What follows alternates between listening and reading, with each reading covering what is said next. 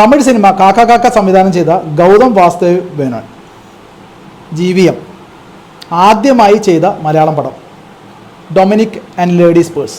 ഇന്നലെ തിയേറ്ററിൽ പോയി കണ്ടു. മമ്മൂട്ടി നായകനായിട്ട് അഭിനയിച്ച പടം, അതും ഗൗതം വാസുദേവൻ മേനോൻ ചെയ്യുന്ന പടം. ഒരുപാട് പ്രതീക്ഷയായിരുന്നു, വലിയ എക്സ്പെക്റ്റേഷനോടെ പോയത്. കാരണം അതിൻ്റെ ടീസറൊക്കെ ഭയങ്കര പ്രോമിസിംഗ് ആയിരുന്നു, ട്രെയിലറും നല്ല പ്രോമിസിംഗ് ആയിരുന്നു. അത്യാവശ്യം നല്ല ഒരു പടമാണ് അല്ലെങ്കിൽ ആയിരിക്കും എന്നുള്ള ഒരു പ്രജുഡൈസ്ഡ് മൈൻഡോടെ, ഒരു മുൻവിധിയോടെ തന്നെയാണ് ഇന്നലെ തിയേറ്ററിൽ പോയി കണ്ടത്. പ്രത്യേകിച്ച് മമ്മൂട്ടി കമ്പനി പ്രൊഡ്യൂസ് ചെയ്യുന്നൊരു പടം. മമ്മൂട്ടി കമ്പനി പ്രൊഡ്യൂസ് ചെയ്ത നമ്മളുടെ കണ്ണൂർ സ്കോഡ്, അതേപോലെ ഭ്രമയുഗം, ഈ പടങ്ങളൊക്കെ എന്ന് പറഞ്ഞാൽ അത്യന്തം നല്ല രീതിയിൽ നമ്മളെ എൻ്റർടൈൻ ചെയ്ത പടം, തിയേറ്റർ വാച്ച് പടങ്ങളായിരുന്നു. അപ്പോൾ അങ്ങനെ നല്ല എക്സ്പെക്റ്റേഷനോടെ ഇന്നലെ പോയിട്ട് കണ്ട പടത്തിനെ കുറിച്ച് പറയുകയാണെങ്കിൽ വളരെ ബ്ലാൻഡ് ആയിട്ടുള്ള ഒരു എക്സ്പീരിയൻസ്. പ്രത്യേകിച്ച് ഒരു വികാരവും ഇല്ല. ഒരു 10 കൊല്ലം മുമ്പ് ഒരാൾ പടം എടുത്ത് വെച്ചിരിക്കുന്നത് എങ്ങനെ, ആ പോലെ ഈ കാലത്തെ ടെക്നോളജിയൊക്കെ മിസ് യൂട്ടിലൈസ് ചെയ്ത് അണ്ടർ യൂട്ടിലൈസ് ചെയ്ത് വളരെ പ്ലെയിൻ ആയിട്ടൊരു പടം എടുത്ത് വെച്ചു. അതാണ് ഡൊമിനിക് ആൻഡ് ലേഡീസ് പേഴ്സ്. എന്തൊക്കെയോ നല്ല രീതിയിൽ ചെയ്യാൻ പറ്റുമായിരുന്ന ഒരു തിരക്കഥ, കഥ, അവതരണമൊക്കെ വളരെ പ്ലെയിനായിട്ട്, വളരെ സ്ലോ ആയിട്ട്, ഒരുപാട് ലാഗ് അടിക്കുന്ന രീതിയിൽ ആവശ്യമില്ലാത്ത കുറേ രംഗങ്ങൾ കുത്തി നിറച്ച് വലിച്ച് നീട്ടി വാരി വലിച്ച് മെഴുകി വെച്ചിട്ടുണ്ട് ഫസ്റ്റ് ഹാഫ് നമുക്ക് എന്തൊക്കെയോ ഒരു ഇമോഷണലി കണക്ട് ചെയ്യാൻ പറ്റാത്ത രീതിയിൽ, വളരെ വളരെ ക്രിഞ്ചടിക്കുന്ന രീതിയിൽ, ഒരു ഉഷാറില്ലാത്ത രീതിയിൽ, വളരെ മോശമായ രീതിയിലാണ് ഫസ്റ്റ് ഹാഫ് ചെയ്തു വെച്ചിട്ടുള്ളത്. ആ ഷൈൻ ടോം ചാക്കോൻ്റെ ഒരു ക്യാരക്ടറൊക്കെ ഉണ്ട് ഇതിനകത്ത്, ഭയങ്കര മോശമാണ്. ആ ക്യാരക്ടറിൻ്റെ ആവശ്യം എന്താണെന്നല്ല മനസ്സിലാവണില്ല. പുള്ളിക്കാരൻ പറയണത് എന്താണെന്നും മനസ്സിലാവില്ല. പുള്ളിക്കാരൻ ആസ് യൂഷ്വൽ ആയ പുള്ളിക്കാരൻ്റെ സ്ലാങ്, ഉച്ചാരണ ശുദ്ധി എന്ന് പറഞ്ഞാൽ തീരെ ഇല്ലാത്തൊരു ആക്ടറാണ് ഷൈൻ ടോം ചാക്കോ.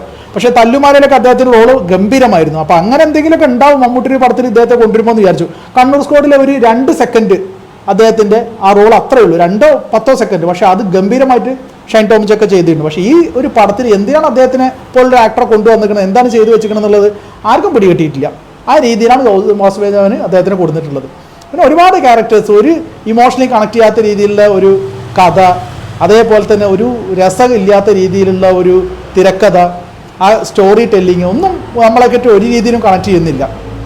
ഒരു പേഴ്സ് കളഞ്ഞു കിട്ടുന്ന ഒരു പിന്നെ ഹോസ്പിറ്റലിൽ വെച്ചിട്ട് അത് ഒരു അമ്മച്ചിയുടെ അടുത്ത് കിട്ടുകയാണ്. അത് മമ്മൂട്ടിയുടെ അടുത്ത് ഏൽപ്പിക്കുകയാണ് ഈ പേഴ്സ് ആരാണ് ഇതിൻ്റെ ഓണറെന്ന് കണ്ടെത്താനായിട്ട്. അപ്പോൾ അത് ഈ ചെന്നെത്തുന്നത് ഒരു തിരോധാനത്തിലാണ്, ഒരു മാൻ മിസ്സിങ് കേസിൽ. മാൻ മിസ്സിങ് അല്ല, ഒരു വുമൺ മിസ്സിങ്, ഒരു ലേഡി മിസ്സിങ് ആണ്. ആ ഒരു കേസിലേക്ക് ചെന്നെത്തുകയാണ്. എന്നിട്ട് അത് ആ ആളെ തപ്പി കണ്ടുപിടിക്കാൻ പറ്റുമെന്നുള്ളതാണ് ഇതിവൃത്തം. അപ്പോൾ അതിനെ ചുറ്റിപ്പറ്റിയിട്ടുണ്ടാവുന്ന കുറച്ച് സസ്പെൻസ് കാര്യങ്ങൾ, അങ്ങനത്തെ കുറച്ച് കാര്യങ്ങളൊക്കെയാണ് പടത്തിൻ്റെ ഒരു തീം. ഫസ്റ്റ് ഹാഫ് വെറുതെ വലിച്ചു വാരി നീട്ടി മെഴുകിയിട്ട് 2 പാട്ടൊക്കെ അതിനകത്ത് കുത്തിക്കയറ്റി വെച്ചിരിക്കുന്നത് എന്തിനാണെന്നുള്ളത് മനസ്സിലാവണില്ല. ആ രീതിയിൽ ചെയ്തു വെച്ചിട്ടുണ്ട്. സെക്കൻഡ് ഹാഫ് പിന്നെയും കുറച്ചും കൂടെ സ്പീഡായിട്ട് തോന്നി.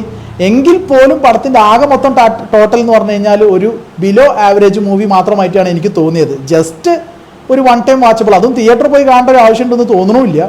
നിങ്ങൾക്ക് ഇഷ്ടംപോലെ ടൈമുണ്ട്, നിങ്ങളൊരു കട്ട മമ്മൂട്ടി ഫാനാണ്, ഒരിക്കലും നിങ്ങൾക്ക് മമ്മൂട്ടിയുടെ എന്ത് കോപ്രായങ്ങൾ കണ്ടാലും ബോറടിക്കൂല എന്നുള്ള രീതിയിലൊരു ക്യാരക്ടറാണ് നിങ്ങളെങ്കിൽ മമ്മൂട്ടിയുടെ അങ്ങനെ തിയേറ്ററിൽ നിന്ന് ഇങ്ങനെ നിറഞ്ഞ് കണ്ടാൽ മാത്രം മതി, വേറെ ഒന്നും വേണ്ട. മമ്മൂട്ടി എന്ത് അഭിനയിച്ച് കുളമാക്കിയാലും, കഥ മോശമാണെങ്കിലും തിരക്കഥ മോശമാണെങ്കിലും, പടത്തിൽ പ്രത്യേകിച്ച് ഒന്നുമില്ലെങ്കിലും നിങ്ങൾക്ക് കുഴപ്പമില്ലാന്നൊരു ആറ്റിറ്റ്യൂഡാണ് നിങ്ങൾക്ക് തോന്നുന്നതെങ്കിൽ ധൈര്യമായിട്ട് തിയേറ്ററിൽ പോയിട്ട് കണ്ടോളൂ, വളരെയധികം ഇഷ്ടപ്പെടും. കാരണം മമ്മൂട്ടി ഇതിനകത്ത് നല്ലോണം സ്ക്രീനിൽ നിറഞ്ഞു നിൽക്കുന്നുണ്ട്. പക്ഷേ പടത്തിന് ഒന്നുമില്ല, ഒരു സംഭവമില്ല, ഒരു വസ്തുവില്ല. ആ രീതിയിലാണ് പടം ഇതിനകത്ത് ചെയ്തു വെച്ചിട്ടുള്ളത്.